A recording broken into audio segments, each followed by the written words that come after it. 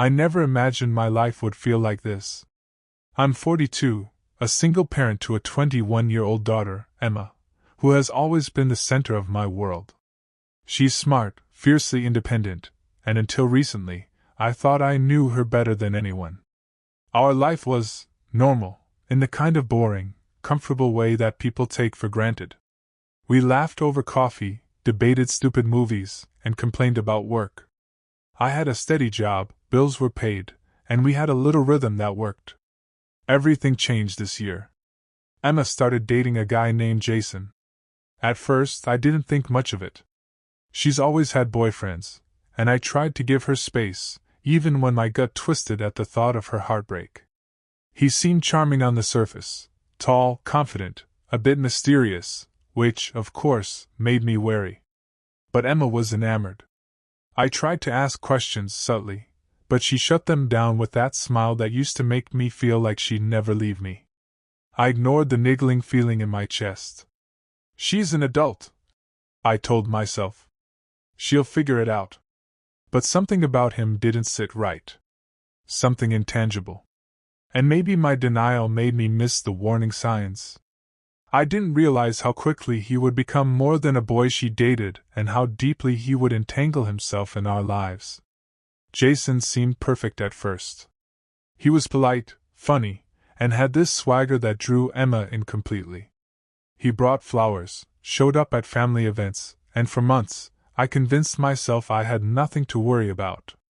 But there were moments that made my stomach twist. He would answer texts late at night with a smirk, then quickly hide his phone. Emma brushed it off. He disappeared for hours without explanation, or drove her somewhere, for fun, without me knowing. I asked gently about his job. "Oh, just some freelance stuff," he'd say, vague but charming. I knew adults sometimes kept things private, so I let it slide. Then there were the stories he told. Grand, almost unbelievable stories about people he knew, travels, and money that seemed too much to be true. At first, I laughed them off, thinking maybe he was just a little full of himself. But deep down, I started piecing things together in my head. A late-night phone call from a stranger with a menacing tone. A news article Emma unknowingly shared that mentioned a small-time gang raid in our city. My stomach sank. But love is blinding. I kept telling myself, maybe I'm overthinking. Maybe he's fine. Emma's happy. The rational part of me wanted to confront him, to dig deeper, but the motherly part wanted to protect her from being judged or embarrassed. It happened one Thursday night. Emma was at a friend's birthday party, and Jason was supposed to drop her off. Instead, he didn't show up until 2 a.m., which was strange even for him. I waited on the couch, anxiety knotting in my chest. When Emma finally came in, she looked exhausted, but she smiled at me, trying to brush it off. Later, I found a message he accidentally left on the kitchen counter from another number. "Everything is set. Don't let anyone know or you'll regret it." My blood ran cold.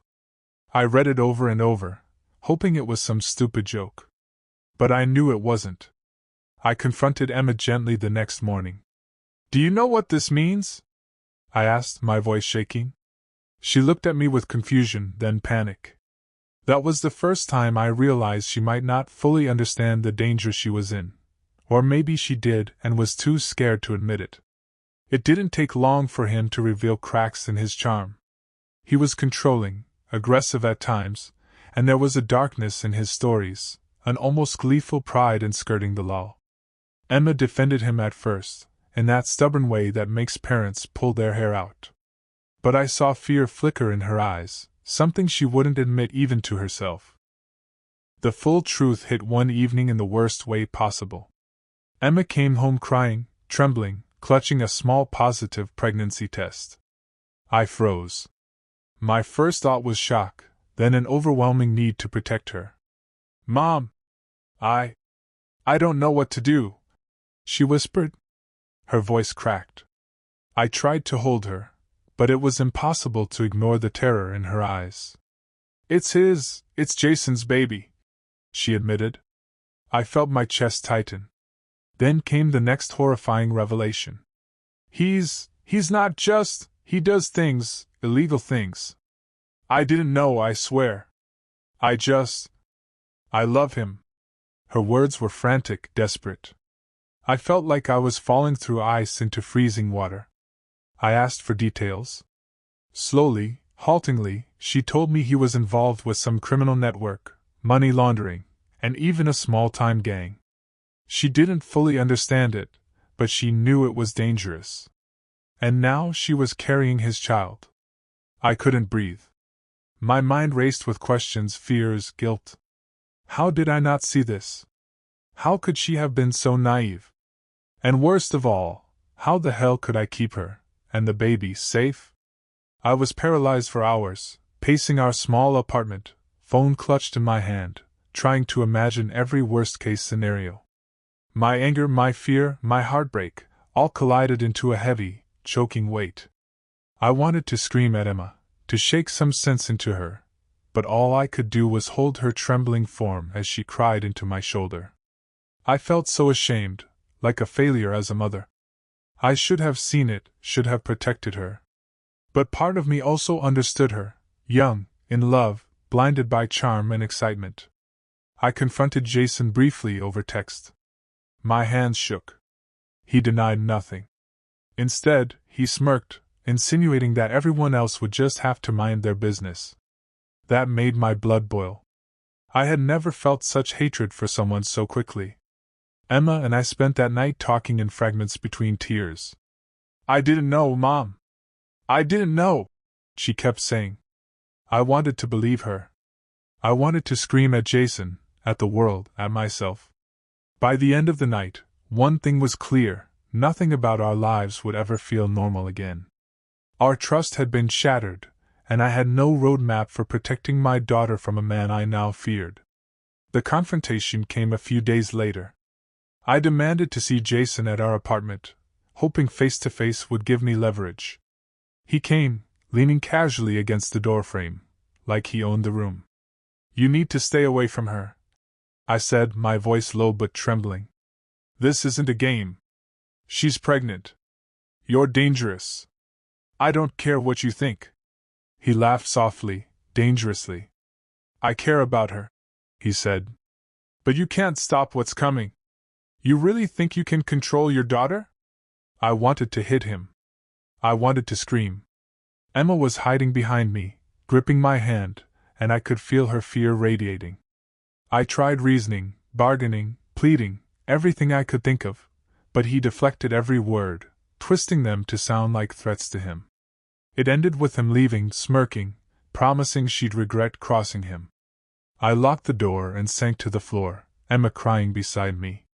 I realized then that threats, anger, or logic would never work with him.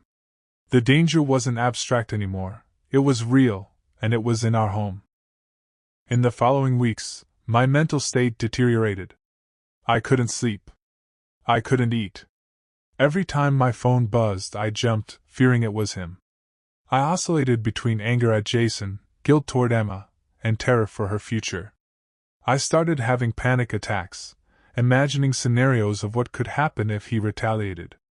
And yet, despite all of this, I felt a strange helpless love for him. He was the father of my grandchild, the person who held my daughter in some strange thrall. It made my emotions chaotic, messy, impossible to untangle. I would catch myself replaying moments, the first time he smiled at me, the way Emma's eyes lit up, all of it now poisoned by the knowledge of who he really was. And with every thought I asked myself, could I have prevented this? Should I have intervened sooner? Emma withdrew from friends and family, embarrassed, scared, and confused. Our once lively apartment felt tense, silent. I couldn't leave her alone, yet she wanted autonomy, and I struggled with the constant fear of what could happen if I gave her space. I avoided family gatherings, fearing judgment or gossip.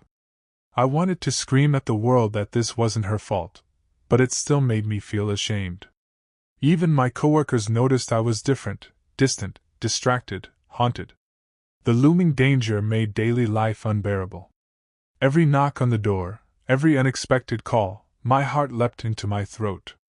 Our routines were fractured, and the trust one had in normalcy evaporated.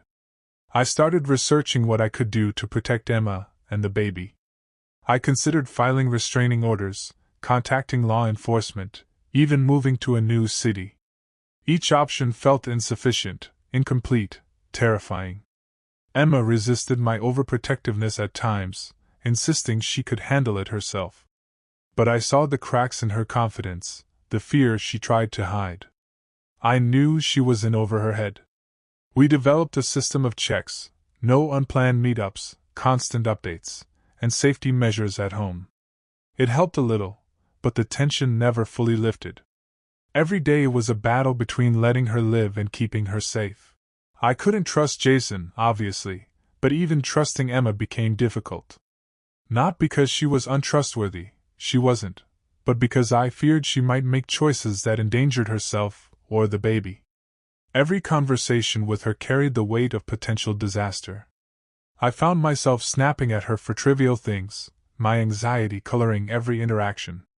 I hated myself for it, yet I couldn't stop. Our mother-daughter bond was strained, though not broken. We clung to each other, but the fear lingered, and the normal warmth of our relationship was fractured. I realized I was emotionally shutting down in other areas of life.